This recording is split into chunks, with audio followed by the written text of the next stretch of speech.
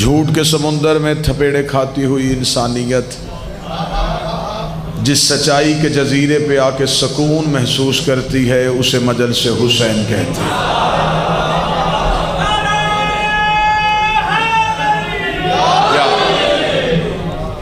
اس نفس نفسی کے دور میں، اس افراتفری کے عالم میں سسکتی، تڑپتی اور بلکتی ہوئی انسانیت جس گھر میں آ کے پرسکون ہو جاتی ہے اس گھر کو مجلس حسین کہتے ہیں۔ آپ کی سوچوں سے کم میں نے پڑھنا ہے۔ آج کے اس خطرناک ترین دور میں دو چیزیں انسان بڑی مشکل سے دیتا ہے، ایک پیسہ اور ایک وقت۔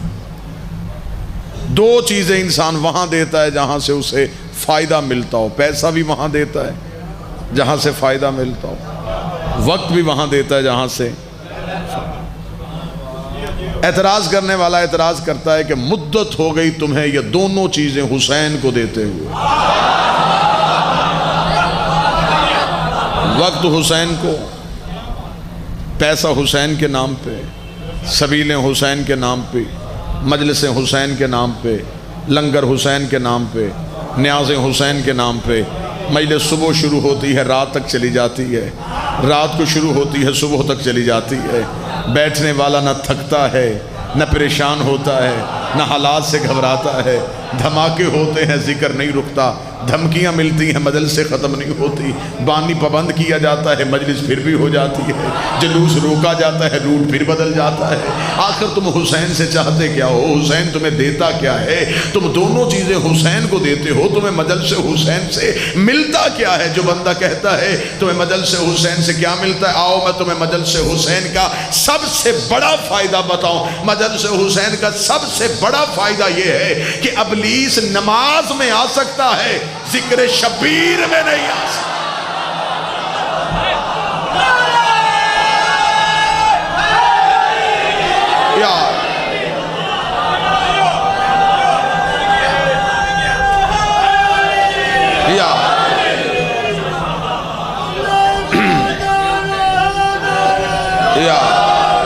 یہاں جتنی دیر بیٹھو گے حسین کے پہرے میں بیٹھو گے۔ سب سے بڑا فائدہ یہ ہے کہ مجلس حسین میں انسان شیطان کے شر سے بچ جاتا ہے۔ یہ دیواریں نہیں ہوتی، یہ معصومین کے پہرے ہوتے ہیں۔ سر پہ چھت نہیں ہوتی، عباس کے کرم کا سایہ ہوتا ہے۔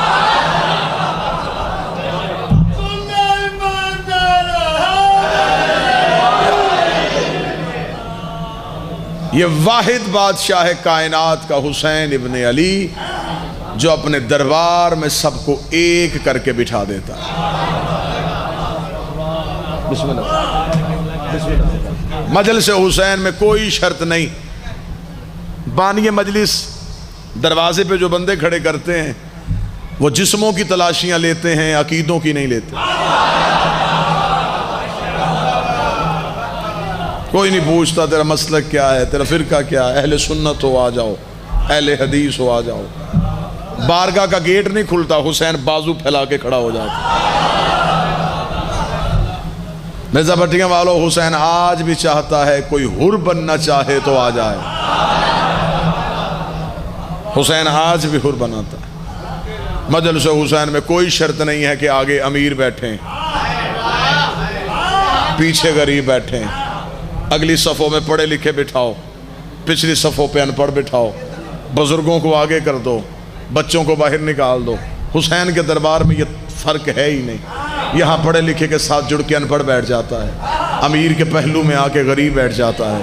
امیر کو امیری پہ ناز کوئی نہیں ہوتا، غریب کو غربت پہ شرمندگی کوئی نہیں ہوتی، پڑھے لکھے کو علم پہ تکبر کوئی نہیں ہوتا، ان پڑھ کو اپنی جہالت پہ پشیمانی کوئی نہیں ہوتی، کیونکہ حسین اپنے دروازے پہ آ کے تم سے دنیا کے عہدے پوچھتا ہی نہیں۔ حسین نہ تم سے ذات پوچھتا ہے، حسین نہ تم سے نسل پوچھتا ہے، حسین یہ پوچھتا ہی نہیں تیرا عہدہ کیا ہے، تیرا رتبہ کیا ہے، تو زمانے میں مقام کیا رکھتا ہے، تو ڈاکٹر ہے، پروفیسر ہے، انجینئر ہے، منسٹر ہے، MNA ہے، اس دروازے کے باہر ہے۔ جو ہی تو حسین کے گھر میں آ گیا، اب تیرے پاس دنیا کا کوئی عہدہ نہیں، اب تیرے پاس ایک ہی عہدہ ہے، تو عزادار حسین ہے، تو وہی پیال محمد ہے، کیونکہ اس دروازے پہ آ کے اپنا عہدہ بتانا کفر سمجھا جاتا ہے۔ میں دلیل دیتا ہوں، اس دروازے پہ ایک آیا تھا، اس کے پاس عہدہ سید الملائکہ تھا، رتبہ افضل الملائکہ تھا، لیکن جب اس نے دروازے پہ دستک دی، اندر کھڑی فضا نے پوچھا کون ہے؟ اسے کہا انا خیاط الحسنین، میں حسنین کا درزی ہوں۔ فضا نے کہا جبریل روز اسی دروازے پہ آتا ہے، میں تیرے لہجے سے واقف ہوں،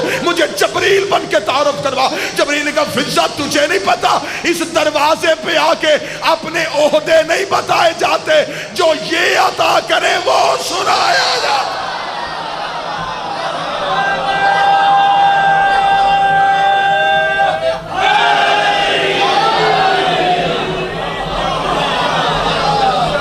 غرور کا خاتمہ، تکبر کا خاتمہ۔ واجب الاحترام قابل سادہ احترام قبلہ محمد عباس قمی صاحب تشریف فرمائیں، میرے بھائی سید نجم الحسن شرازی صاحب تشریف فرمائیں۔ ان سے دعا لینے کے لیے جملہ کہہ رہا ہوں، مجلس حسین میں آنا شیعت نہیں، مجلس کو گھر لے کے جانا شیعت۔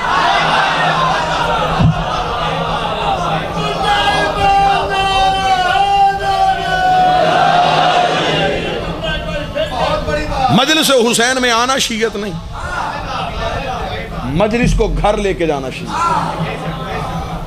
حسین اپنے گھر میں اسی لیے سب کو بلاتا ہے کہ میرے گھر میں آ کے میرے گھر کی تہذیب سیکھو، پھر اس تہذیب کو اپنے گھروں میں لے کے جاؤ۔ اپنے گھر کی تہذیب کو مجلس میں نہ لانا، حسین کی تہذیب کو گھر لے کے جاؤ۔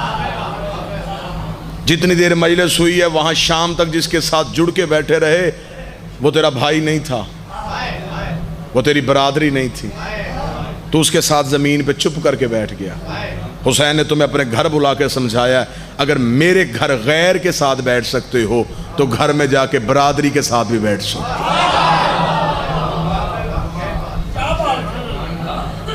حسین نے غرور کا خاتمہ کر دیا، حسین نے تکبر کا خاتمہ کر دیا۔ مجلس حسین کا تیسرا فائدہ، صرف فائدے بتانے اور آپ سے یا علی مدد اجازت، مجلس حسین کا تیسرا فائدہ ڈر کا خاتمہ، خوف کا خاتمہ۔ کوئی خوف ہے ہی نہیں، ورنہ جتنے دھماکے مجلسوں میں ہوئے ہیں، جتنا اس عزاداری کو روکنے کی کوشش کی جاتی رہی، یہ عزاداری تو رک جاتی، یہ ختم ہو جاتی۔ جس مارکیٹ میں ایک بم دھماکہ ہو جائے اس مارکیٹ میں دوبارہ کوئی نہیں جاتا۔ حسین کے ذکر سے ادھر سے جنازے اٹھائے جاتے ہیں، ادھر سے حسین اور تیار کر کے پھر بھیج دیتے۔ اور یہ حسین کے در کی سچائی ہے۔ آج تک جتنے دہشت گرد پکڑے گئے انہوں نے یہ کہا کہ ہم دہشت گرد نہیں۔ حسینیوں میں سے آج تک کسی نے یہ نہیں کہا کہ میں حسینی نہیں۔ ہمیں حسین دشمن کے سامنے آنکھوں میں آنکھیں ڈال کے جینا سکھاتا ہے، کیونکہ حسین نے ہمیں کربلا میں موت کا ڈر ختم کر دیا ہے۔ کربلا سے پہلے اصول اور تھے، کربلا کے بعد اصول اور ہو گئے۔ 10 محرم 61 ہجری سے پہلے اصول تھے کہ زیادہ جیتتے تھے، تھوڑے ہارتے تھے۔ دریا جیتتا تھا، پیاس ہارتی تھی، تلواریں چڑھتی تھی، گردنیں کٹتی تھی، نیزے بلند ہوتے تھے، سینے چھلنی ہوتے تھے۔ 10 محرم کو کربلا کی گرم ریت میں بیٹھ کے محمد کے بیٹے نے جنگوں کے قانون توڑ دیے۔ حسین نے کہا 10 محرم کے بعد اب اصول بدلے گا، اب تھوڑے جیتیں گے اور زیادہ ہاریں گے، اب پیاس جیتے گی اور دریا ہارے گا، اب تلواریں ٹوٹیں گی اور سر نیزوں پہ بولیں گے، اب نیزے ٹوٹ جائیں گے اور سینے بلند ہو جائیں گے۔ حسین نے کہا وہاں لاکھوں تھے، یہاں 72 تھے۔ وہ لاکھوں دنیا کی محبت میں آئے تھے، یہ 72 حسین کے عشق میں آئے تھے۔ انہیں دنیا کا لالچ دیا گیا تھا، درہم و دینار کا لالچ دیا گیا تھا، خزانوں کے منہ کھولے گئے تھے، انہیں منتیں کر کر کے بٹھایا جا رہا تھا، انہیں چراغ بجھا بجھا کے اٹھایا جا رہا تھا۔ وہاں آنے کو کوئی تیار نہیں تھا، یہاں سے جانے کو کوئی تیار نہیں تھا، وہاں آ کوئی نہیں رہا تھا، یہاں سے جا کوئی نہیں رہا تھا، وہاں لاکھوں میں سے ہر کوئی سوچ رہا تھا کیا کل میں بچ جاؤں گا، کیا میں زندہ واپس چلا جاؤں گا، کیا میں مر تو نہیں جاؤں گا۔ یہاں 72 میں ہر کوئی حسین کے قدموں میں بیٹھ کے پوچھ رہا تھا مولا کیا سب سے پہلے میں مر جاؤں گا، کیا میرا خون کام آ جائے گا۔ وہاں دنیا کی محبت تھی، یہاں حسین کا عشق تھا۔ حسین نے دنیا کو اپنا عشق بتا دیا، حسین نے زمانے کو سکھا دیا۔ حسین نے کہا یہاں 72 وہاں لاکھوں، لیکن تاریخ نے دیکھا ادھر سے میرا اکبر نکلا، ادھر سے 10,000 بھاگ گیا، ادھر سے میرا غازی نکلا، ادھر سے 30,000 بھاگ گیا۔ حسین نے کہا دنیا مان گئی، وہاں لاکھوں میں ہزاروں بھاگے، یہاں 72 میں ایک بھی نہیں بھاگا۔ انہوں نے موت کی آنکھوں میں آنکھیں ڈالی۔ موت ڈر گئی حسین والوں سے، حسین والے موت سے نہیں ڈرے۔ یہی تو وجہ تھی کہ شہزادہ علی اکبر نے مقتل میں کھڑے ہو کے کہا بابا اگر ہم حق پہ ہیں تو پھر ہمیں کیا فکر، ہم موت پہ جا پڑیں یا موت ہم پہ۔ یہ فلسفہ حسین کے بیٹے دے گئے کہ صرف موت نہیں مارتی، موت کو بھی کوئی مار لیتا۔ پارا چنار لہو لہو، کوئٹہ لہو لہو، کراچی لہو سے بھرا، میری شیعت کا پورا جسم لہو سے داغدار ہو، لیکن ہم نے حسین نہیں چھوڑا۔ ہماری جسم کٹ سکتا ہے، ہم سے کوئی عزادار یہ شبیر جدا نہیں کر سکتا۔ بسم اللہ سرکار، یہ عزادار یہ شبیر ہمارے لہو میں رچی بسی ہے۔ مجھے حسین کی عزت کی قسم ہے، میں نے مجلس حسین والے دن لوگوں کے گھروں میں جنازے دیکھے ہیں، مائیں بیٹوں کو نہیں روتی، آکے زہرا کی اولاد کو روتی۔ بولے پنڈی بھٹیاں اور گرد و نواح کا مجمع، اللہ نہ کرے ایام عزا میں کسی کے گھر موت ہو جائے، ہم اس کے گھر فاتحہ پڑھنے نہیں جاتے، اور جس کے گھر موت ہوئی ہوتی ہے اسے شکوہ بھی کوئی نہیں ہوتا، اسے پتا ہوتا ہے کہ محمد کے بیٹے کی سب حکومت وقت ہم سے مجلس نہ چھینے، یہ ہماری روح میں رچی ہوئی ہے۔ یہ وعدہ ہے اس بہن کا جس نے چادر دے کے وعدہ کیا، حسین میری حسرت ہے کوئی تجھے روئے، یہ حسرت۔ فضائل تو صرف معصوم کے اس فرمان کو پورا کرتے ہیں کہ اپنی مجلسوں کو زینت دو ہمارے جد علی کے ذکر کے ساتھ، ورنہ اصل میں تو ہم رونے ہی آتے ہیں۔ ہمارا مقصد تو صرف گریہ ہے، کیونکہ جو پردے میں بیٹھی ہے وہ ہماری تقریریں سننے نہیں آئی، وہ ہم سے کیا فضائل سنے گی؟ جو اپنے گھر کی فضیلت سے بڑی واقف ہے، وہ صرف اس لیے آئی ہے، وہ دور سے آئی ہے اور دیر سے جائے گی۔ مجلس ختم ہو، بانی مجلس اس بات پہ غرور نہ کرے آج میرے پاس اتنے ذاکر آئے، فلاں فلاں بندہ میرے پاس پڑ گیا، مجلس ختم ہو، مجلس والی جگہ پہ مصلی عبادت بچھانا، 2 رکعت نماز ہدیہ کر کے شہزادی کو سر سجدے میں رکھ کے کہنا میں مقروض ہو گیا، آج میرے گھر میں زہرا آئی تھی، آج میرے گھر میں محمد کی بیٹی آئی تھی۔ اس بی بی کی بڑی حسرت ہے، کوئی حسین کو روئے، کوئی حسین کو روئے۔ بس ایک سطر پڑھ دیتا ہوں مصیبت کی، جب آ گئی ہے نا قید نبھا کے واپس مدینے، یہ نہیں کہا کہ سجاد یہ کون سا شہر ہے، بی بی نے پوچھا سجاد یہ مدینہ؟ ہاں اماں یہ مدینہ۔ بی بی رو کے کہتی آج میں نے پہلی بار باہر سے دیکھا ہے، ہائے ہائے ہائے۔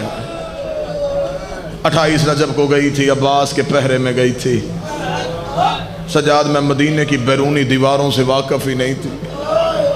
اے سجاد یہ مدینہ؟ ہاں اماں یہ مدینہ ہے۔ بی بی رو کہتی سجاد مجھے بتا میرے نانے کی قبر کہاں ہے؟